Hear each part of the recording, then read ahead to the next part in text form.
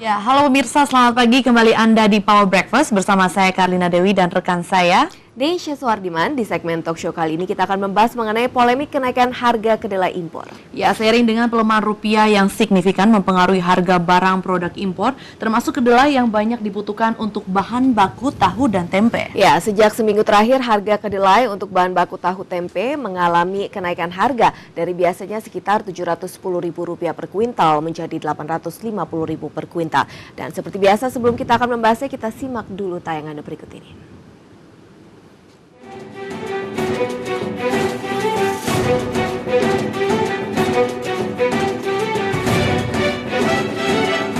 Nilai tukar rupiah yang terus merosot membuat harga produk impor melambung tinggi, termasuk kedelai yang banyak dibutuhkan untuk bahan baku tahu dan tempe. Industri tahu dan tempe saat ini mayoritas masih menggunakan kedelai impor dari Amerika Serikat dan Brasil. Sejak seminggu terakhir, harga kedelai untuk bahan baku tahu dan tempe mengalami kenaikan harga dari biasanya sekitar Rp710.000 per kuintal menjadi Rp850.000 per kuintal. Di Indramayu, harga jual kedelai bahkan menembus angka Rp900.000 per kuintal. Seperti diketahui, petani lokal hanya mampu memenuhi 400.000 hingga 500.000 ton per tahun. Kedelai sendiri untuk industri di Indonesia diprediksi mencapai 1,8 juta ton tahun ini. Dalam rangka itu, pemerintah pun mencanangkan swasembada kedelai pada 2014. Namun produksi itu tidak pernah mengalami kenaikan. Karena ketergantungan impor sangat tinggi, tentunya gejolak harga di pasar internasional sangat rentan sekali terhadap pasokan dalam negeri. Ya, akibat kenaikan kedelai impor berdampak pada penurunan produksi tahu dan tempe karena bahan baku pembuatan tempe dikurangi. Sehingga pengrajin tempe dan tahu terpaksa menaikkan harga jual. Lantas, seperti apa polemik kenaikan harga kedelai impor? Kebijakan apa yang harus diambil pemerintah untuk mengatasi polemik tersebut? Simak pembahasan selengkapnya hanya di Power Breakfast.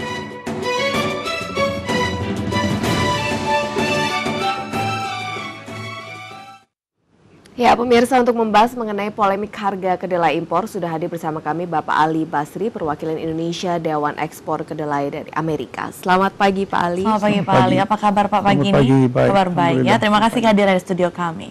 Pak Ali, ini melemahnya nilai tukar rupiah terhadap dolar Amerika diikuti juga dengan kenaikan harga kedelai impor sebagai bahan baku tempe. Bagaimana Anda melihat ini imbasnya pada produksi penurunan tempe dan tahu di Indonesia? Sebetulnya kaitannya antara harga ini dengan produksi tidak terlalu signifikan relevansinya. Jadi karena begini, kita bicara kenaikan harga dulu.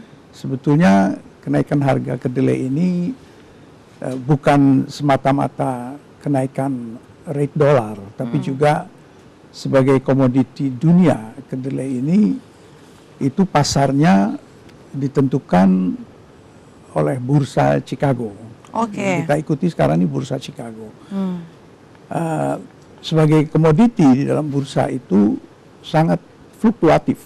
Jadi pergerakan harga kedelai itu dari bulan ke bulan, dari minggu ke minggu, dari hari ke hari itu sangat fluktuatif. Ya. Kita ambil contoh kedelai waktu kita di bulan-bulan November. Oktober, November itu kan saat-saat panen di Amerika. September, Oktober masa panen, itu kedelai ada di level $9.50 per bushel. Di Amerika itu di harga di pasaran komoditi itu disebutnya per bushel. Jadi ya kita kalikan 36,74 untuk menjadikan ton. Nah, kita lihat dari mulai Oktober sampai mencapai Januari ya, itu terjadi kenaikan. Pada bulan Januari itu level kedelai di bursa Chicago sudah mencapai 10,25 sen per bushelnya. Jadi ada kenaikan kira-kira hampir $1 kenaikan $1 di pasaran bursa itu berarti kurang lebih $40 per tonnya kenaikannya. Oke. Nah, kemudian sejak Januari menuju ke Februari, bahkan sampai sekarang itu terjadi penurunan. Oh, penurunan berarti kondisinya. Ya. Sekarang itu kalau kita lihat sekarang harga bursa itu sudah kembali ke level 9,50 lagi, 9,50. Nah, kita lihat sekarang kedelai yang ada di pasaran saat ini itu kan sebetulnya kedelai yang dikapalkan dari Amerikanya kira-kira bulan Januari. Nah, kalau dikapalkan bulan Januari, bisa saja di kontrak pembeliannya dilakukan di bulan Oktober atau di tahun sebelumnya berarti ya. Bukan di tahun sebelumnya, artinya di beberapa bulan sebelumnya. Pada saat saya katakan tadi September Oktober harga itu di bawah, para importir itu sudah book harga, sudah kontrak dengan harga pada saat itu, tapi minta dikapalkan mulai Januari. Nah, tibalah di Indonesia antara akhir Februari bulan Maret. Jadi harga sekarang ini harga pembelian di bulan-bulan di bulan-bulan sebelumnya, dikapalkan bulan Januari. Nah, saya kira di setiap usaha, apakah itu di bidang produksi maupun di bidang perdagangan, selalu ada risiko. Oke.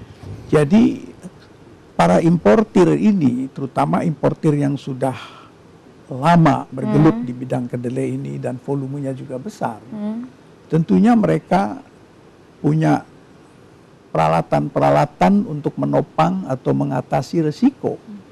Kita kenal banyak risk management. Ya. Dan di dalam semua hal itu ada risk management. Paling tidak bisa mengurangi risiko kerugian. Bisa risiko kerugian terhadap harga, bisa risiko kerugian terhadap kurs dolar. Jadi sebetulnya kalau dibilang melonjak saat ini harga, sebenarnya tidak begitu, karena mengikuti harga beberapa bulan sebelumnya yang sudah di-booking di bulan Januari begitu ya. Oke, baik Pak Ali, kita lanjutkan perbincangan kita di segmen berikutnya. Ya, pemirsa jangan kemana-mana, Power Breakfast segera kembali usai jeda berikut ini.